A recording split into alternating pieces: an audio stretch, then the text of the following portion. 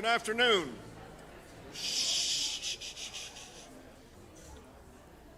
Good afternoon. Thank you for coming. Thank you for coming here in person. Thank you for tuning in from wherever you are in the community and around the country. We appreciate your presence. In the next 20 minutes or so, I will try to discuss some of the themes of the concert. Not every piece, but some of those, and hopefully tell you a few things that might be novel to you about some of these songs. The concert theme is Spirit of America. But what is the Spirit of America? To me, the Spirit of America is the American people. It's all of us, here in this room, online, around the world, and all of the Americans who together make up this country, the common and uncommon women and men who have been pioneers, adventurers, did uncommon things to make America what it is today. In 1942, early in World War II for America, not for Europe, but for us, Aaron Copland was commissioned to write a fanfare for the Cincinnati Symphony Orchestra. U.S. had entered World War II just a couple months before, and Vice President Henry Wallace was trying to rally Americans against imperialism, and Copland was inspired by a speech that Wallace gave that spring at the Free World Association in New York City. Wallace said, "Some have spoken of the American century. I say that the century on which we are entering, the century which will come out of this war, starting in the 1940s, can be and must be the century of the common man." Copland would later echo that by saying it was the common man, after all, who was doing all the dirty work in the war and in the military. He deserved a fanfare. Jazz trumpeter and composer Terence Blanchard, who's a contemporary, said, "Fanfare for the Common Man is a piece that feels as though it was written by God.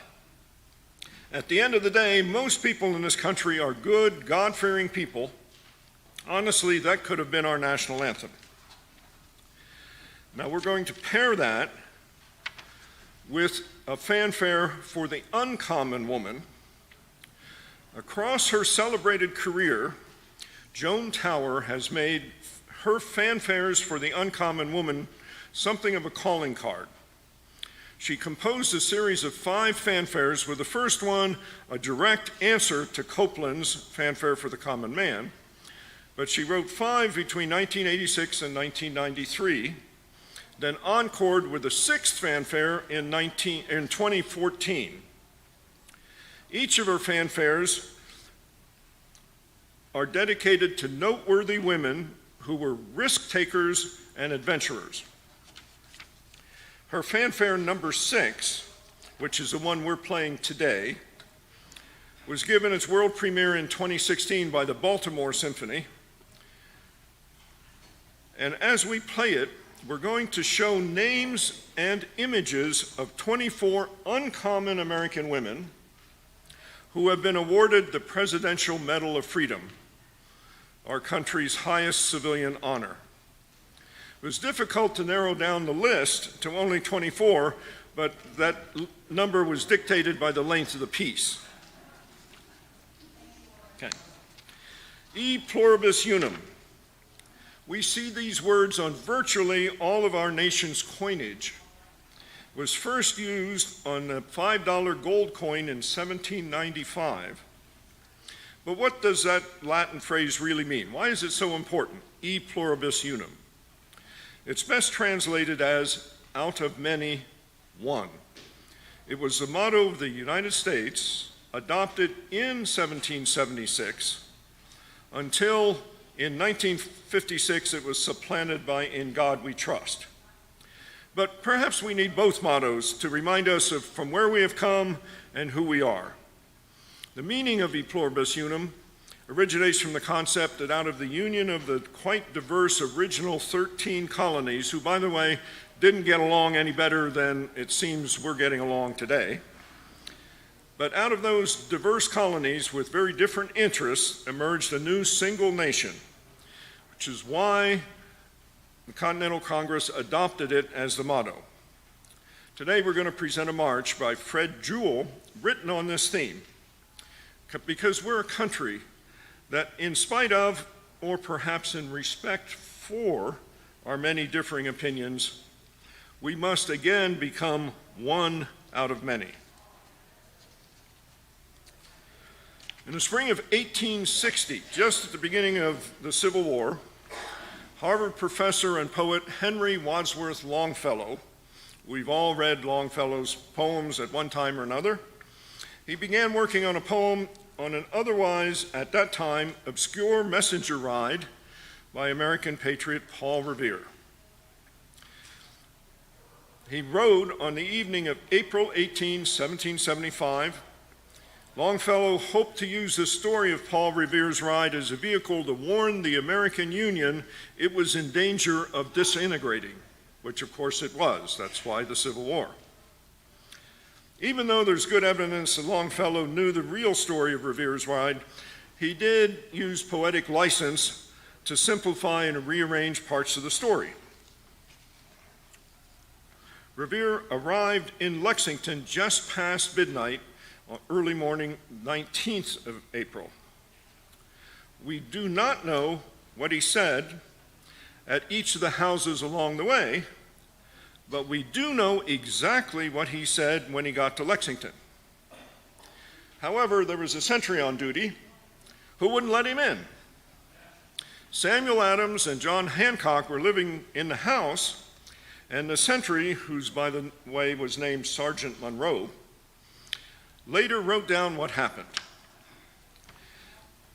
Quote, "As Revere approached the house, I told him not to make so much noise, that everyone in the house had retired for the night. Revere cried, 'Noise? You'll have noise enough before long. The regulars are coming out.' Despite this, Revere still had trouble convincing me to let him pass, until John Hancock, who was still awake, recognized Revere's voice, heard all this commotion, and said, 'Oh, it's you, Revere. We're not afraid of you.' After which Revere said, 'The British are coming.'"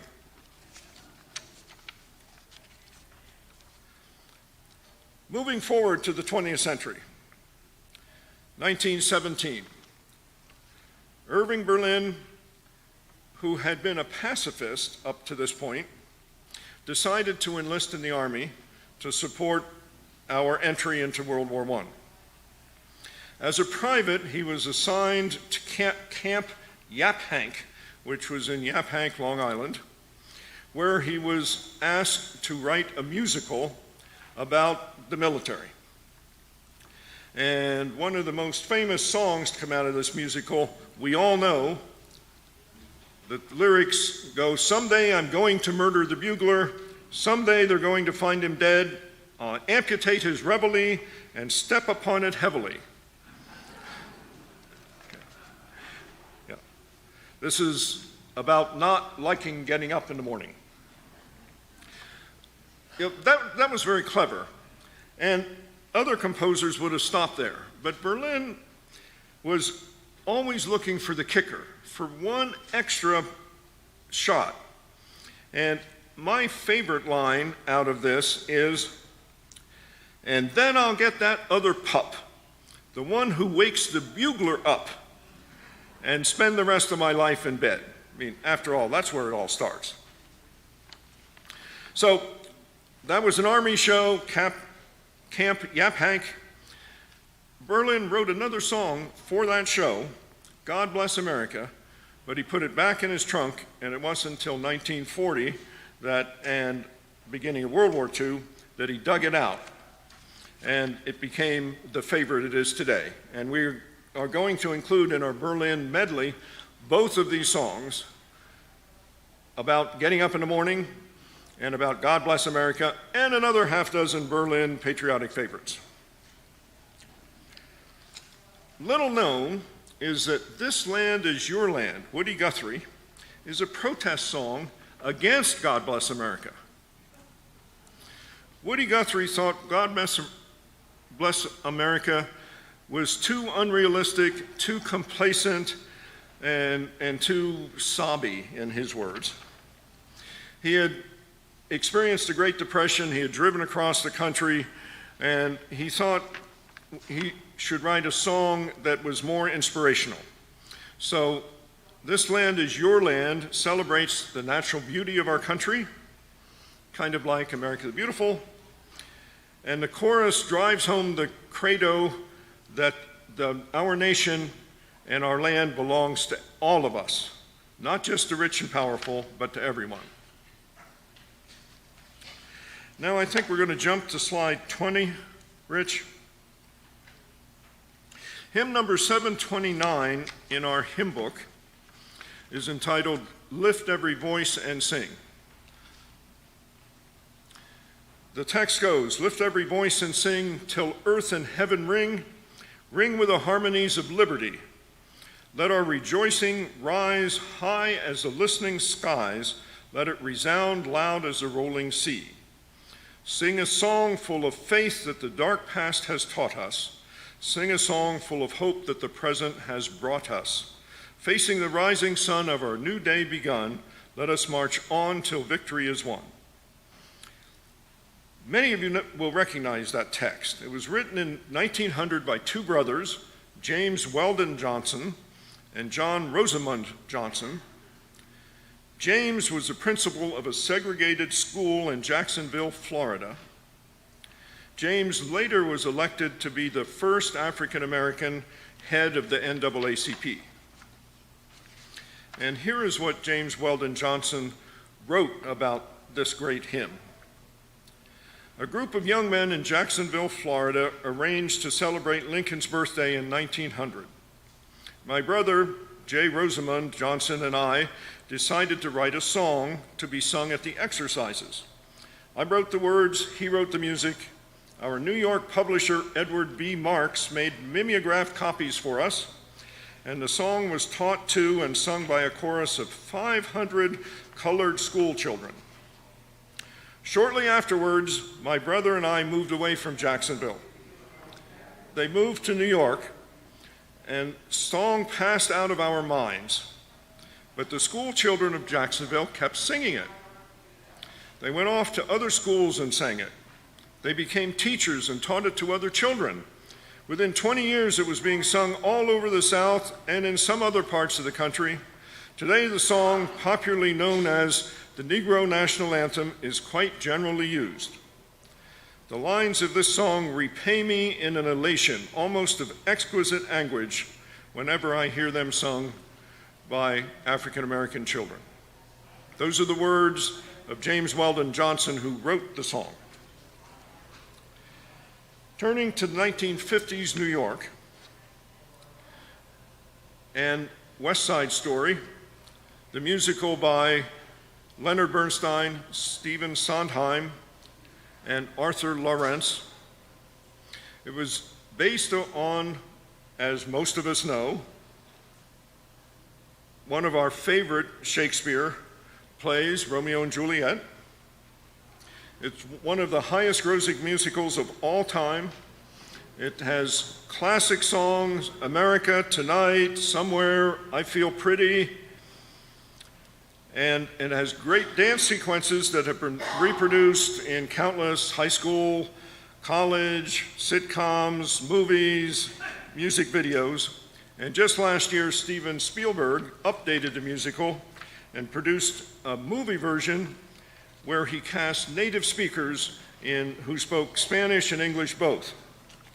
We're doing several songs from West Side Story, and one of the most popular is America, which opened it. At the beginning of West Side Story, it's a song with a dialogue between Puerto Rican immigrants. The girls point out the wonderful sides of America, and the boys point out the hard reality, and it goes back and forth. And I thought it would be good for us to be reminded of that today.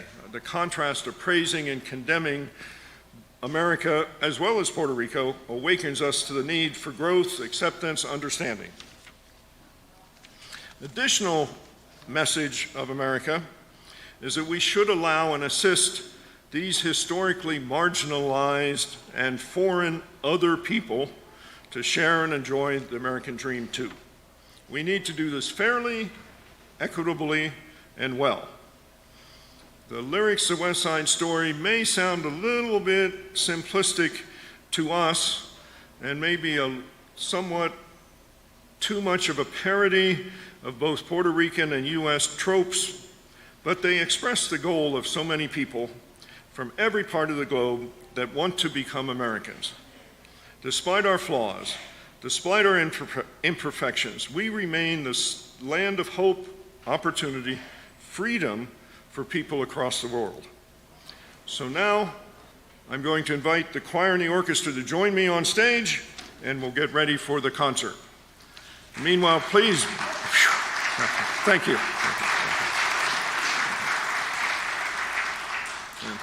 And feel free to fan hard.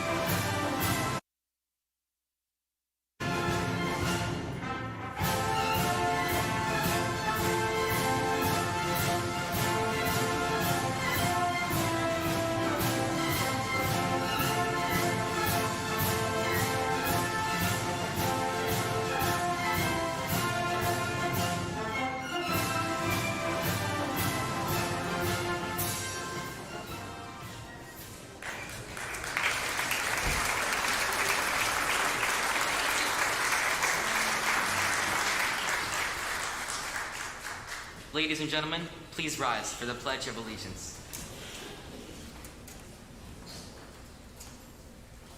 Place your right hand over your heart.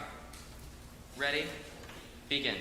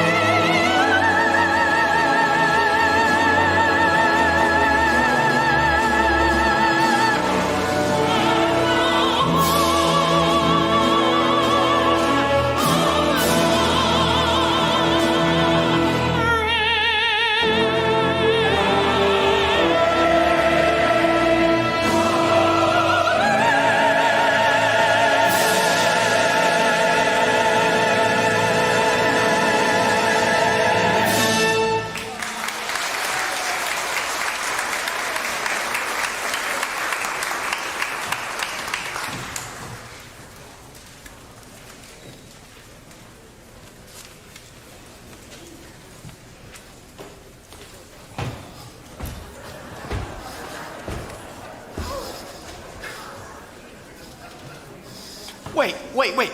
No applause? Hold on. Wait. No. Wait.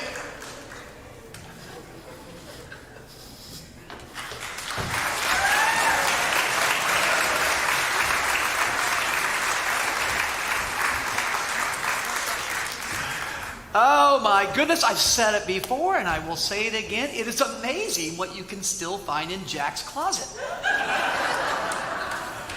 Oh my goodness, can you believe it's been 2 years? It is so good to see, well, half of you here today. But you know, half is better than none. What an amazing 2 years this has been, right? From the pandemic, to the riots, to fires, to social unrest, to political discourse. And you know what? We are here today to celebrate. Amazing. Thank you for being here today. And with that, welcome to the 11th Americana concert. I am Tyler Wright. I am your host. Jack and I have been doing this, oh my goodness, maybe close to 11 years. And Jack told me it feels like 30. It's amazing. Absolutely amazing. So as most of you know, I was the CEO of the YMCA here, and I've since moved to Portland and become the CEO of that particular Y, and you think it's weird here. Woo! Oh my goodness.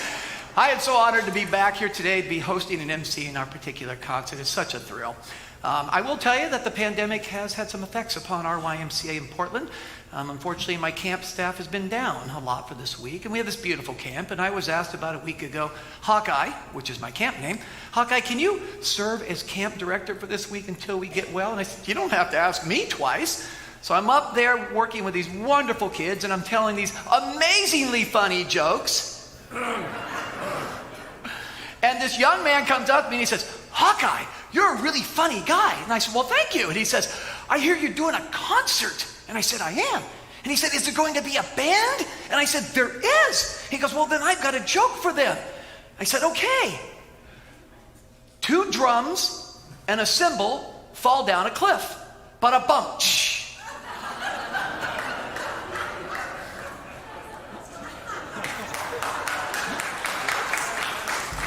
I'm telling you, for those who have never seen this concert, it doesn't get any better than that. It really doesn't. That's pretty much it. Anyway, thank you so much for being here. Thank you for taking time out of your wonderful Sunday to join us in our 11th Americana concert. Again, it's such a thrill to be here. So why don't we get started? Enough of me. Let's begin at, let's begin at the beginning of our country, the Revolutionary War. How many people remember Longfellow's poem, The Midnight Ride of Paul Revere? Oh, it's wonderful. I remember that poem being read to me by my favorite teacher, and he did it with such dramatic flair. And I just remember being on pins and needles as he said, listen, my children, and you shall hear about the midnight ride of Paul Revere on the 18th of April in 75. Hardly a man is still alive that remembers that famous day and year. 1 if by land, 2 if by sea, and I on the other shore shall be, ready to ride and trumpet the news to every village, Middlesex and village and cruise. And I heard that one, ooh. But did you know this? And I learned later that Paul Revere was not the only writer that night. There were 2 other less heralded writers, William Dawes and Samuel Prescott, who rode from Boston to Lexington to forewarn John Hancock and Samuel Adams that the British were coming to arrest them and then seize all of the ammunition that was stored in Concord. It's instances like that, and many instances like that, that helped us to win our independence. As small as they may seem at that particular time, the importance that they had on our particular country and the formation of our country loomed today. And so I charge you with all of this. As we come out of this pandemic and whatever place we're in right now, every one of us plays a part in the rebuilding of this amazing country. And there is no small feat too small. So today, let's celebrate Americana. Let's celebrate our veterans and those that are still serve in our armed services. And let's take a little bit of a different look of America from the common and yet the uncommon man and woman's position. Ladies and gentlemen, welcome to Americana.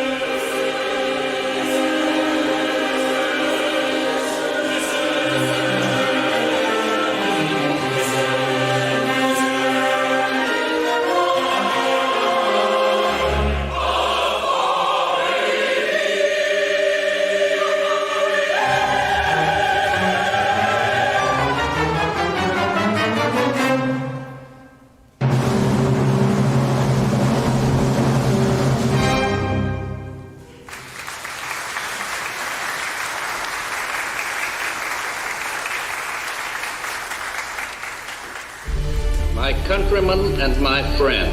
My fellow Americans. Fellow citizens, let's walk together on the new path of hope and opportunity. The same revolutionary beliefs for which our forebears fought. The belief that the rights of man come not from the generosity of the state, but from the hand of God. Are the American people fit to govern themselves, to rule themselves, to control themselves? I believe they are. We will restore the freedom of all men and women to excel and to create. We will unleash the energy and genius of the American people. The United States can accept no result save victory, final, complete. Not merely peace in our time, peace in all time.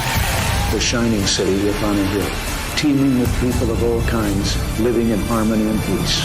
An America that's united and coming together again. United, there is little we cannot do. Together, we cannot fail. You ain't seen nothing yet. It's a little known fact that after signing the Declaration of Independence, our founding fathers pulled down their trousers and bore their posteriors in the direction of King George in England. Thus was born the phrase, e pluribus unum. Hey, you didn't pay a ticket for this. It's not getting any better than that. That's it. E pluribus unum. How many people actually know what that means before they saw the video? I did not. I had to read my script and say, out of many, one. Out of many, one. Its origins actually trace back to, well, the beginning of our particular country when 13 raucous, disagreeing colonies came together and merged as one country. It first appeared on a coin in 1790. I think it was a $5 coin in 1790. It's the same phrase that you can see in our great United States seal on the scroll that the eagle is clutching about that particular point. It still appears on some of our more valuable coins today. E pluribus unum. It's a lesson I think we can still learn today. Out of many comes one. And through all of this discourse that we're feeling today and this anxiety today, I would invite each and every one of you, for us to move forward, we've got to come together in unity. That is the only way we can do it, and that is America. So in the spirit of all that, we present this wonderful tribute, E pluribus unum, from Fred Jewell.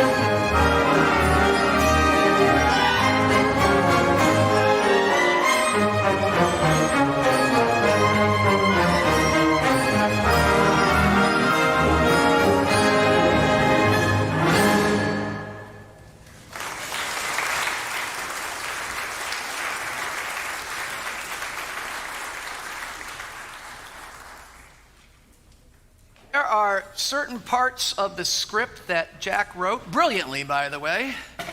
I'm kissing up so I can get my pay afterwards at this particular point. He said he would triple my volunteer pay if I came down this year. Generous man, generous man. So in honor of the wonderful script that he's written, there are certain things that I'm going to read for each of you tonight. And this I love this particular piece. And it begins with, as we talk about common men, these are at best a group of strange men. Yet one unique bond ties them all together. One was a poor Irish immigrant who died prematurely, leaving a sister to raise his 3 young sons. One was so Dutch that English was not spoken in the home. Another, Scottish-Irish, a farmer who never quite made it big except in children. He fathered 9. Another was a trader. The best he could do for his wife and 11 children was a 1-room house for the entire family. 2 were preachers in small churches. 1 was a self-appointed doctor, never really earned his medical degree. Another was a tanner of hides. Still another was a poor laborer who never lived to see the birth of his youngest son. Missouri was the home of 1. He was a mule trader. Iowa was the state of another. He was a blacksmith, tavern keeper, trolley car conductor, salesman, frontiersman, on and on and on. And just like my dad says to me, boy, he just couldn't hold a job. Particular point. Now, these were most, as you would describe, ordinary men, but they have one distinct bond that will bind them together forever in American history. Each of them had a son who became an American president.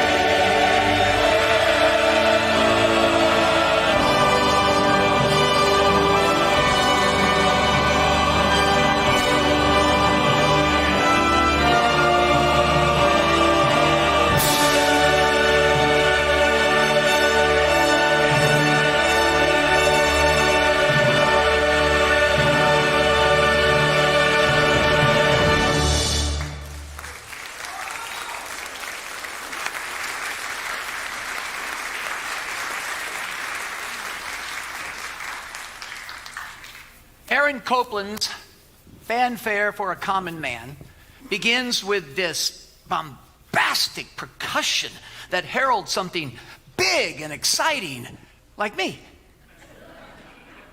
Whew, it's a tough crowd today. Tough crowd. Wow. It's followed by a ladder of trumpet notes and then moves, well, just triumphantly through the rest of its composition. It's only about 4 minutes long, but for some Americans, it sings and speaks volumes. It's like the hand of God wrote it. A jazz trumpeter named Terence Blanchard once wrote. In fact, it could have been our national anthem. In 1942, Copeland was commissioned by a music director from the Cincinnati Symphony Orchestra to write a fanfare.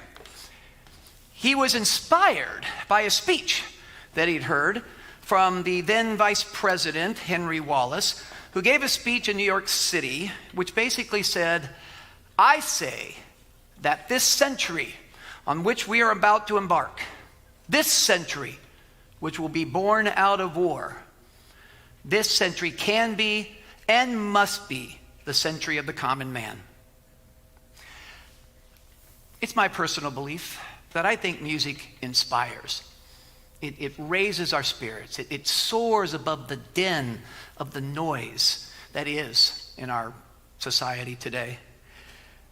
And I hope that this piece, for you, brings what it does for me, a hope for the future.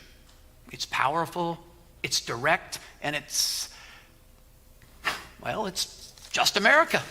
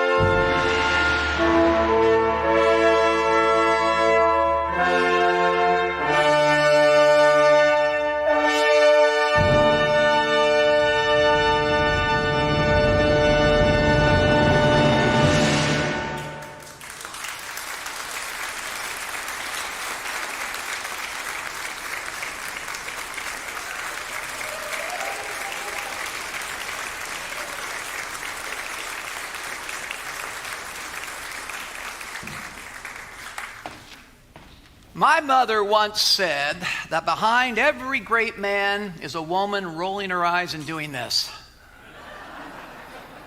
Which reminds me of a joke. Husband and wife were sitting at a breakfast table, and the husband says, "You know, I've changed my mind." To which the wife said, "Good, I hope it's better than the other one you had." Is it hot in here? Is that what's going on? Wow. Oh. Wow. My first critique over here. You're not funny. Oh boy. All right. So thank you. So far, I'll pay you later. So far, we've been talking about men, and men composers. But let's be fair about the common moment, or better yet, the uncommon moment. Joan Towers is often heralded as a trailblazer for women composers, as an artist who started her career during the 1960s, during an era where, well, female names were just not readily at the forefront of programs. Over the course of almost 6 decades, Ms. Tower has produced compelling and uncompromisingly well-crafted bodies of work that include compositions for many musical ensembles. Her 6 fanfares, which kind of playfully riffed on the Aaron Copland piece that we just heard, are dedicated to specific noteworthy of women who are, quote, risk takers and adventurers. Today, we present her most recent piece, Fanfare Number 6 for the Uncommon Woman, written in 2014. And as we play the music, we're going to project some images of some amazing uncommon women who have been awarded the President's Medal of Freedom, which was first given by U.S. presidents since John F. Kennedy. We'll take that with me.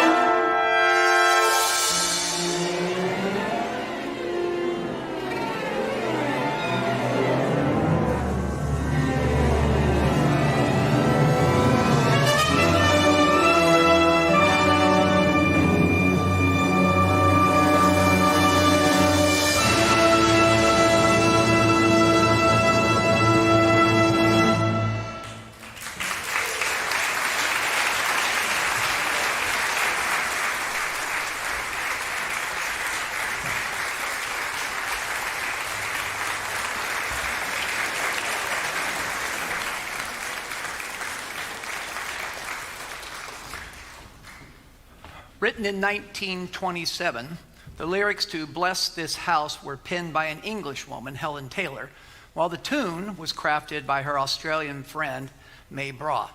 Now, it was never intended to be a hymn, but most Americans today consider it a metaphor that our nation is like a house.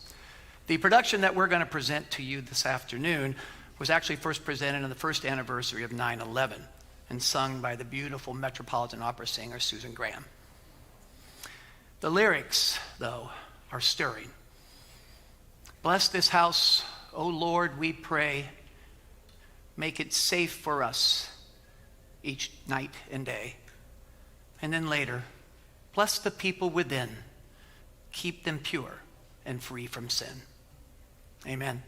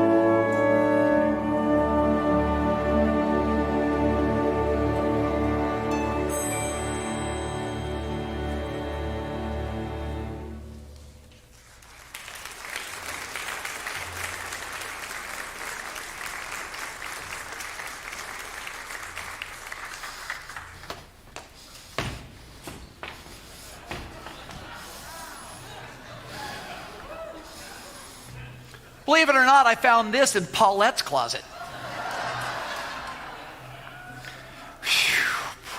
You know, I used to confuse Star Wars with Star Trek. That was such a Wookiee mistake.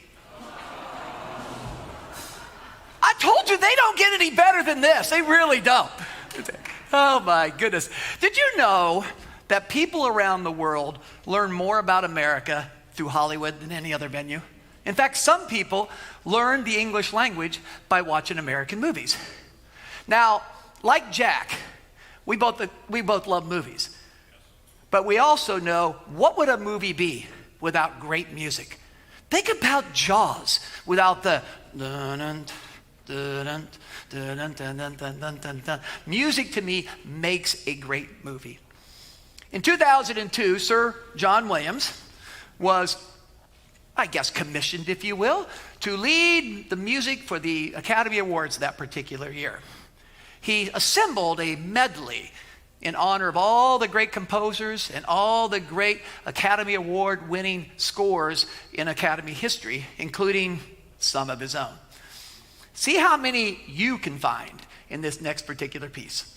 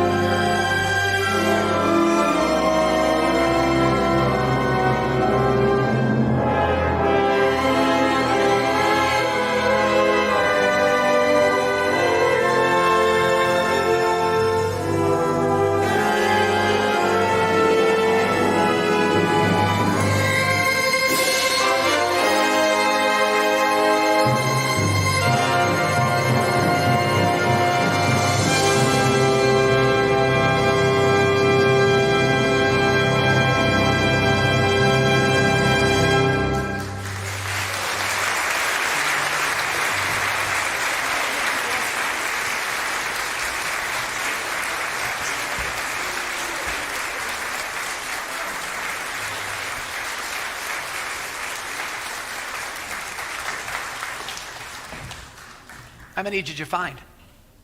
There's 22 in it, 22.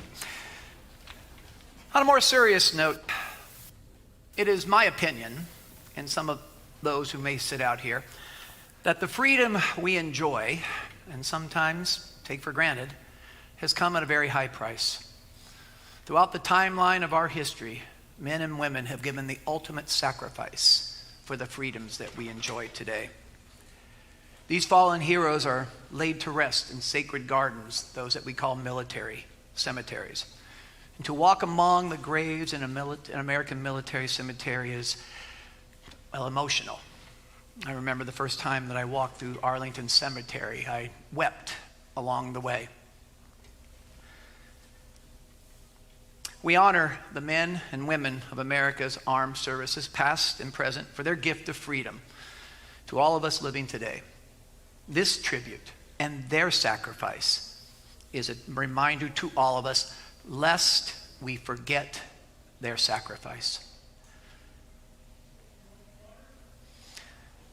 Among those graves, that when you walk in these military cemeteries, one also realizes the duty to this nation that transcends the hate-filled rancor and the insignificance of today's vicious political environment. We tend to forget those individuals who have fallen before us. Again, lest we forget their sacrifice. I leave you with this quote before we start this next piece. Freedom's seeds in sorrow sown 'neath blades of grass and pure white stones.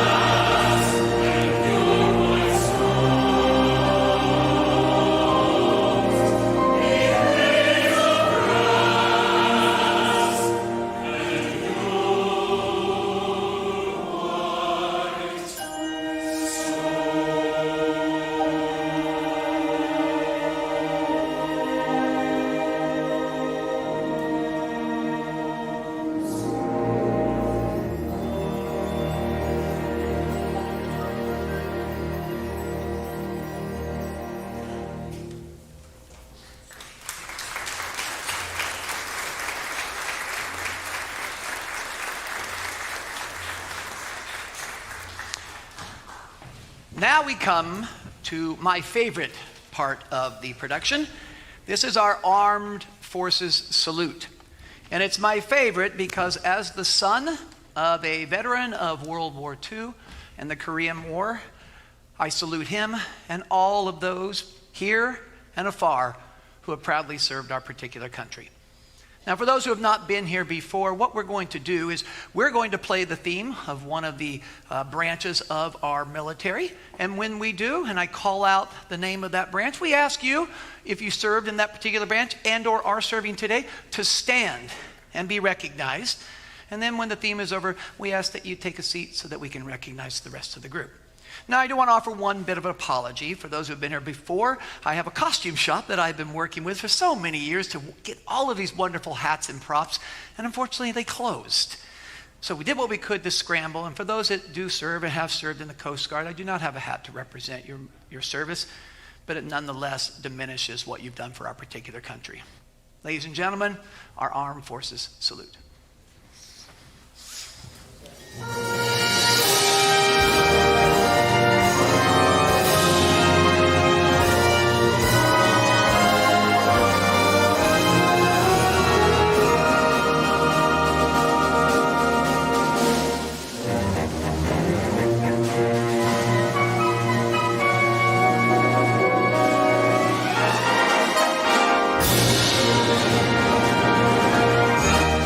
United States Army.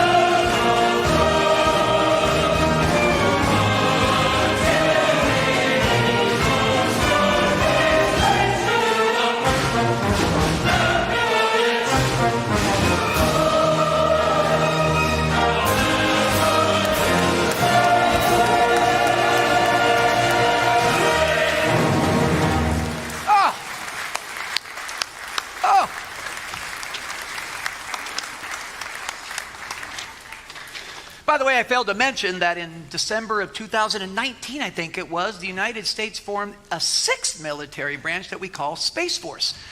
And if any of you are in Space Force, I really want to go up with you. I really do. Yeah. So first heard in February of 1942, I believe, during, a few months after Pearl Harbor.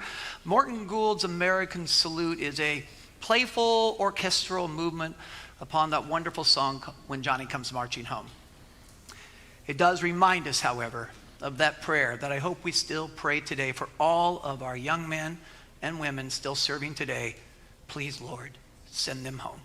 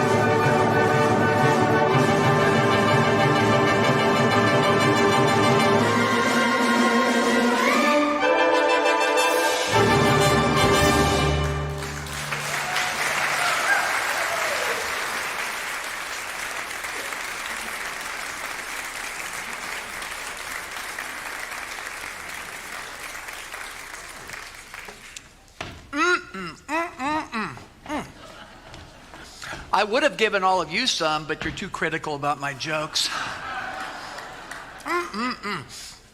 Did you know that America consumes more ice cream on an annual basis than any other country in the world?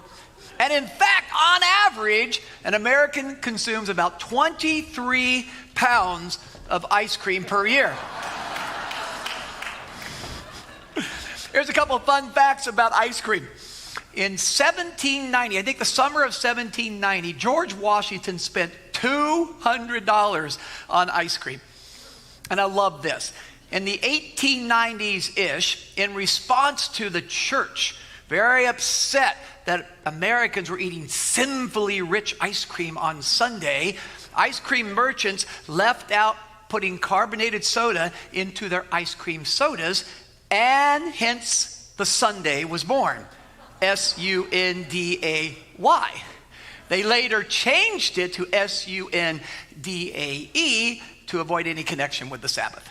So now before we let you go, because I was kidding, there's ice cream outside there for you. It's free. It's free. So before we let you go, we are going to sing one last song here at intermission, that classic 1927 song, I Scream, You Scream, We All Scream for Ice Cream. But what we're going to do, so that you have to earn your food, is the choir and the orchestra are going to sing it once, and then we're going to ask you to stand and join in with us. Fair? Fantastic. And after you do that, we'll see you back here in about 15 minutes. Thank you, everybody, for being here today.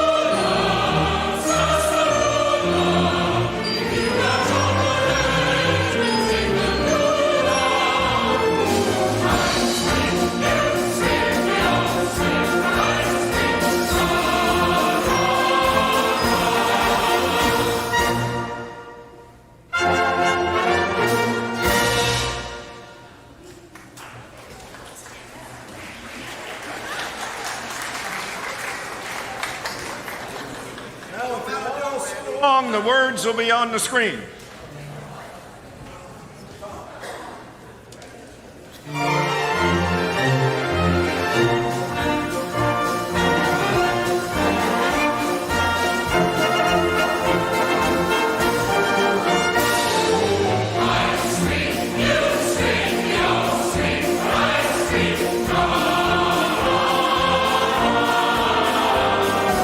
Tuesdays, Mondays, we all scream. Sundays,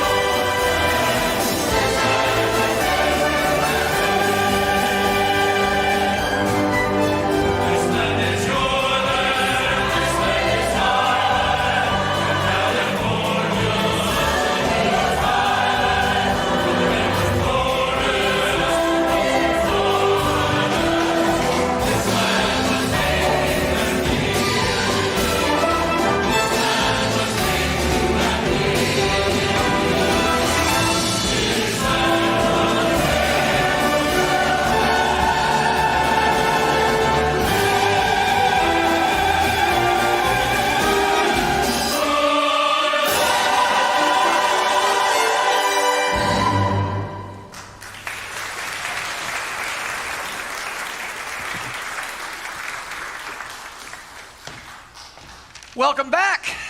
How was the ice cream? By the way, for those of you with young children, do you know how to teach them about taxes? Take away about 38% of their ice cream. I thought the ice cream would lighten you up a little bit. Holy cow. Holy cow. Well, welcome back to this raucous beginning. All righty. So, America is more than fast food or cell phones, bitcoins, and the internet.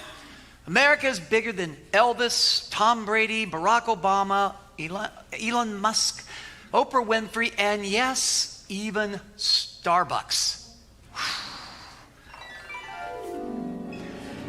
America is young in the eyes of history, mature in the role of leadership, strong in the heat of battle, generous in the sight of need.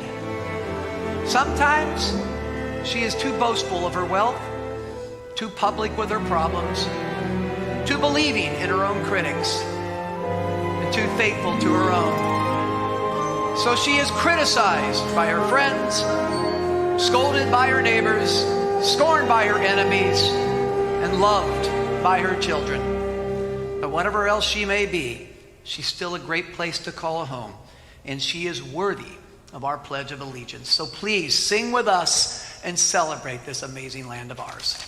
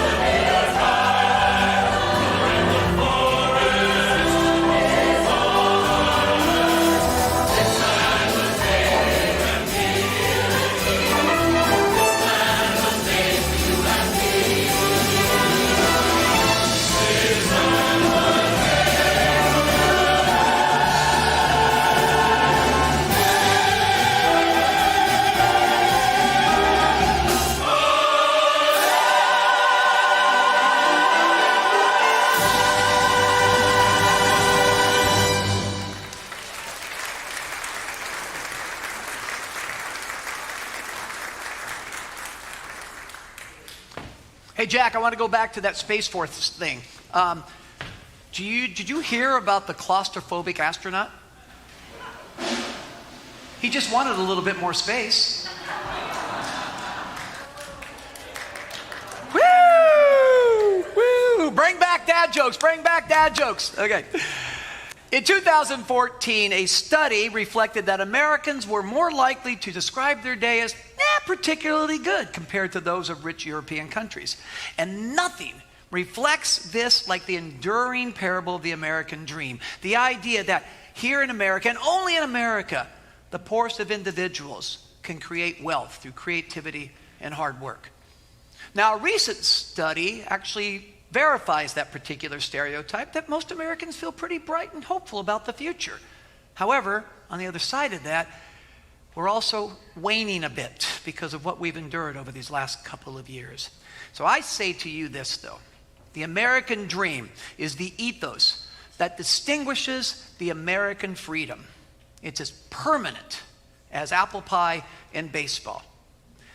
We must continually reinvigorate our hope of dreaming, our hope and optimism, and just our hope, by seizing the opportunities that are presented to us each and every day by this great nation.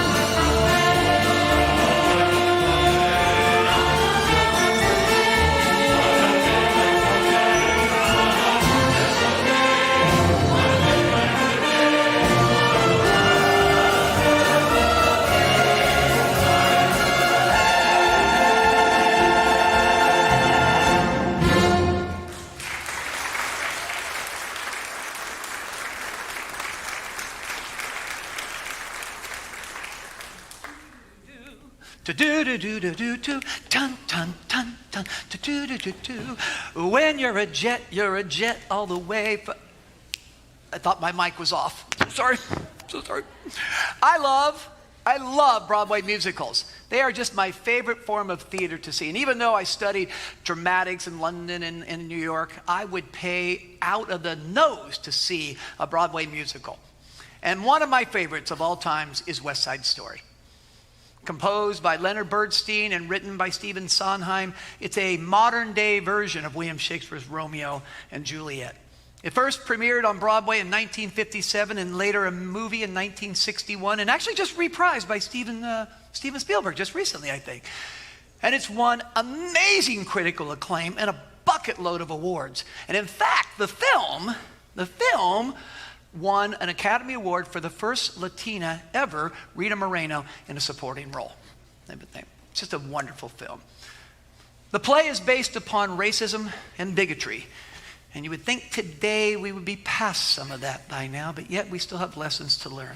So as we play this amazing overture, I ask each and every one of you to continually work on the themes of what we faced back then, because they are still relevant, unfortunately, today.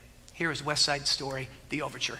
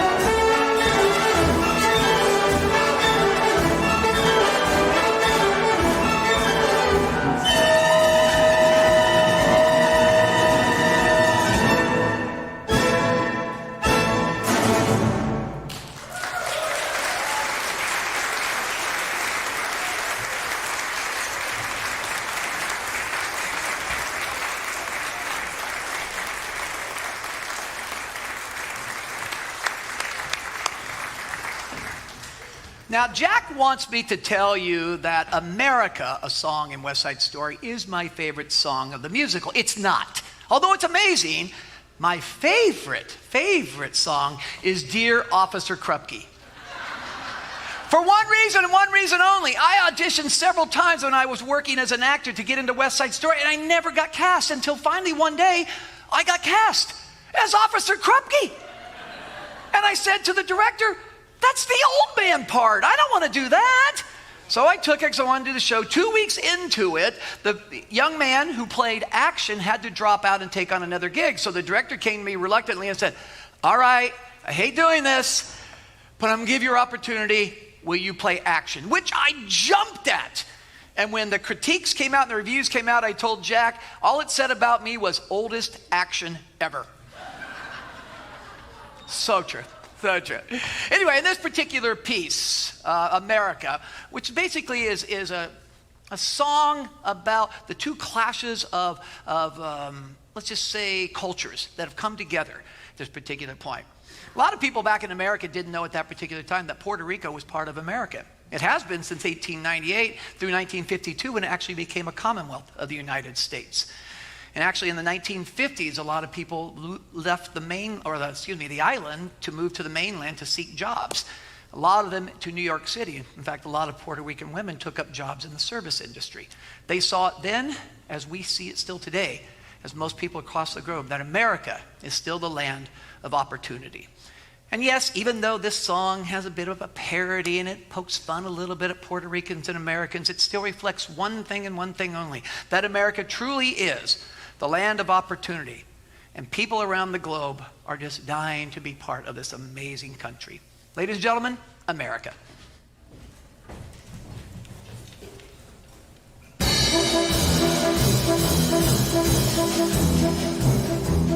I like to be in America. Okay, I be in America. Everything free in America. For us all free in America.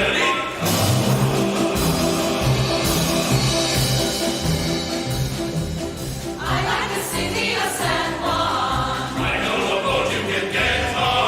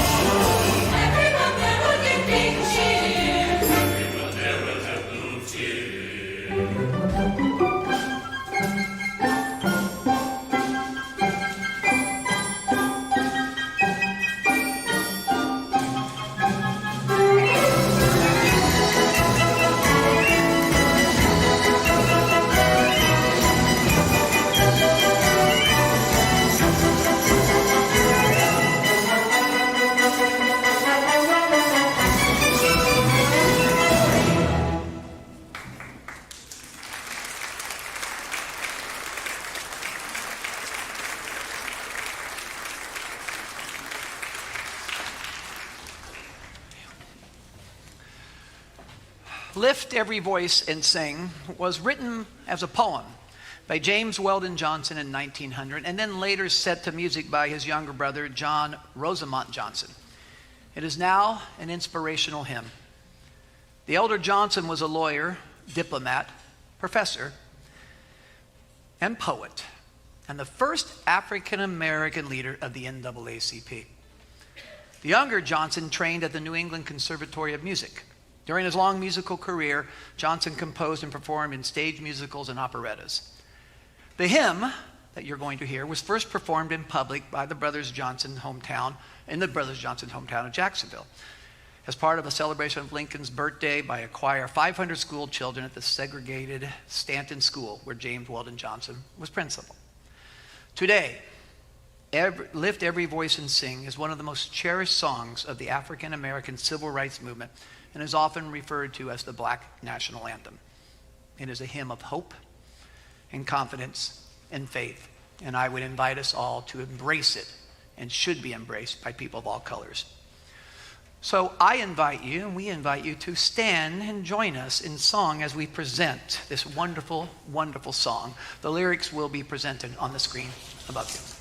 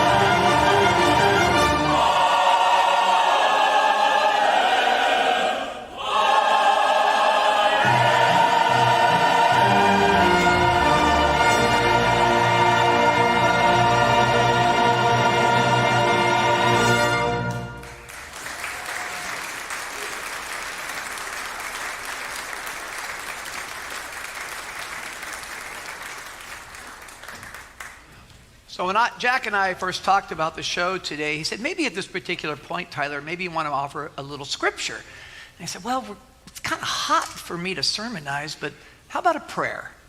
So with your kind permissions, I'd like to offer a prayer, and I'd like you all to join me. So if you would please bow your heads with me. Almighty God, in all our history, there's been only one nation like America, founded by pilgrims seeking freedom to worship, established on a vast continent between two oceans, dedicated to the proposition that we are all created equal and endowed by our Creator with certain unalienable rights. We are one nation under God. You have delivered us in war, prospered us in peace, raised up generations willing to offer that last full measure of their devotion for the preservation of liberty at home and abroad. We have been a light for the world. From our shore has gone the greatest missionary force in history. Lord God, today America is hurting. Pandemics, racial inequalities, job loss, and political division have caused great suffering in our great nation. We have sinned, and we, your people, Almighty Lord, humble ourselves and pray and seek your face and turn from our wicked ways. Please forgive our sin and heal our land. Lord God, give us leaders who understand the times and know what we should do. Give us unity that we move forward together in prayer and action as one people, your people.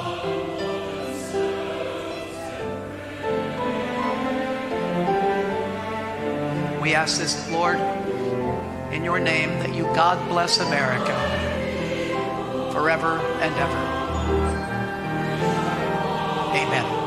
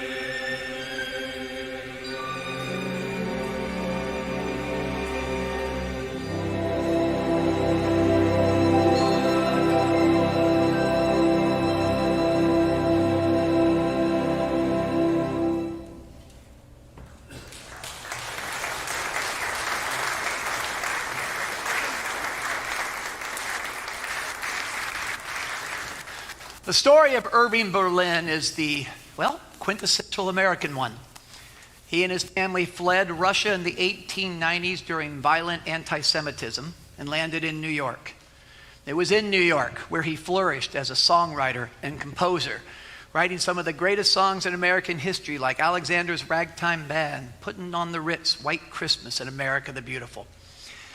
When war broke out in the old country in 1917, Berlin took more of a pacifist role, but then quickly changed course and enlisted in the army. And he wrote his sentiments in song, and I would like to share those with you. Lincoln, Grant, and Washington, they were peaceful men, each one. Still, they took the sword and gun when the real trouble came. And I feel somehow they are wondering now if we will do the same. Here is a medley of Irving Berlin's songs about America, a country he so loved.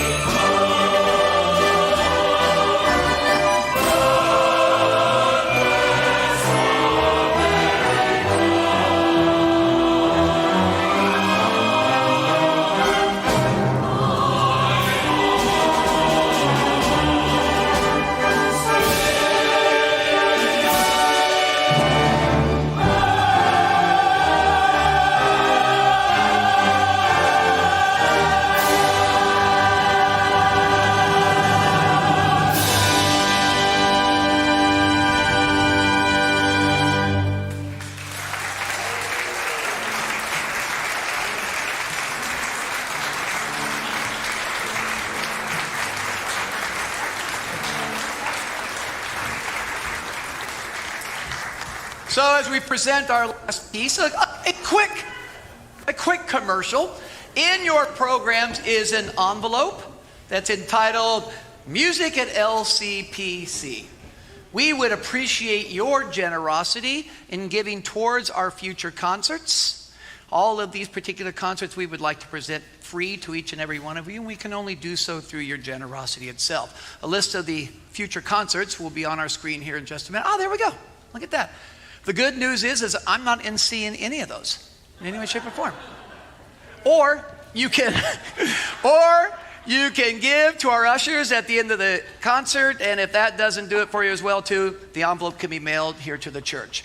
And if that doesn't tickle your fancy enough, I just heard from the choir that they've established a GoFundMe, which is entitled #Give so we can find a funnier MC next year. Amen. So as we move into this last piece of our concert, again, thank you so much for joining us in this resurrection of this amazing concert called Americana. We celebrated through a wonderful piece through John Philip Sousa. John Philip Sousa earned his title as the March King, as the band director for the United States Marine Band, and then later his own band itself.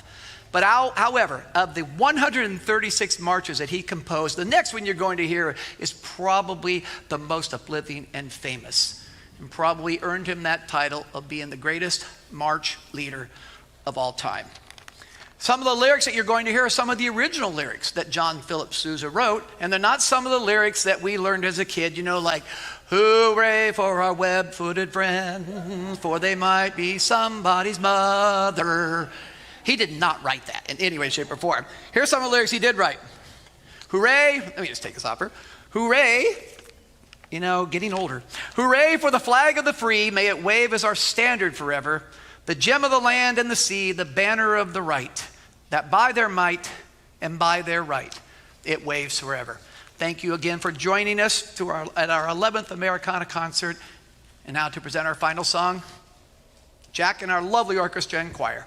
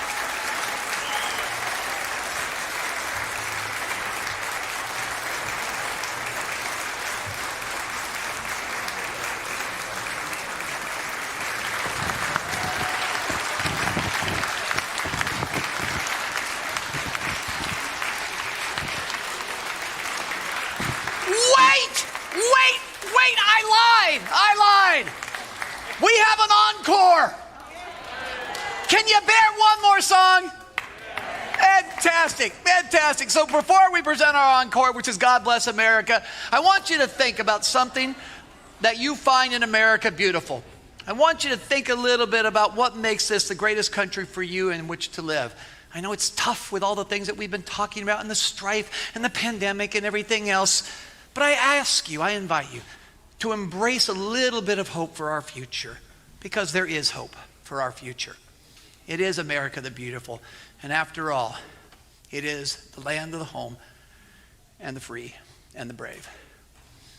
And I have an encore joke. Since it probably will be my last concert ever here type thing, I leave you with this. I was in Tennessee recently celebrating my dad's 96th birthday, and my dad told me this joke. Seems these two Southerners went to enlist in the Army during World War II. Recruiting officer says, well, son, what do you do? First one says, well, I'm a pilot. He said, well, that's great. We need pilots. Why don't you go in there and fill out your paperwork? Looked at the brother and he says, so what do you do? He goes, well, I'm a wood chopper. Well, son, I don't think we can take wood chopper. He says, well, you took my brother. He said, well, he's a pilot. Well, I know. I chop the wood and he pilots it.